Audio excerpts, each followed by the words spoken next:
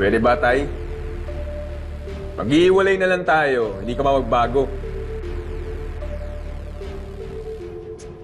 Hindi sana ako inatake sa puso, kundi mo inambisyon na ibenta mga wall clock sa Torre ng Manila City Hall. Kaya mo na yun.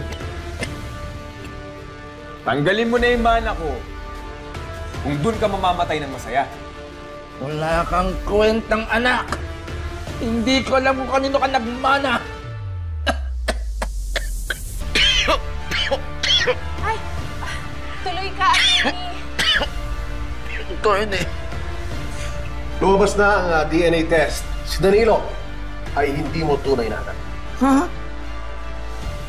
Sigurado ka ba, Atty?